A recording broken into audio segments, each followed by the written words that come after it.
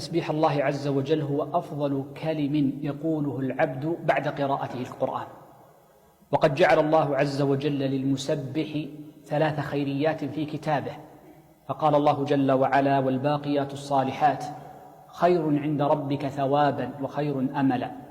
وقال جل وعلا: والباقيات الصالحات خير عند ربك ثوابا وخير مردا. والباقيات الصالحات جاء في حديث أبي سعيد وغيره أنها سبحان الله والحمد لله ولا إله إلا الله والله أكبر.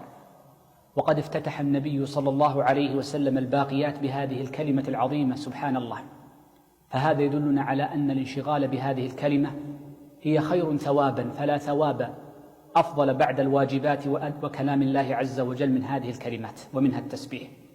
وهي خير أملا، فمن رجا أملا وطلبا ورجا سؤالا وخاف أمرا فانشغل عن ذلك بالتسبيح والتهليل والتحميد فإنه يعطى سؤله وإن لم يطلبه، كما جاء في حديث ابن عباس أن أعرابيا جاء النبي صلى الله عليه وسلم فقال: يا رسول الله علمني كلمات.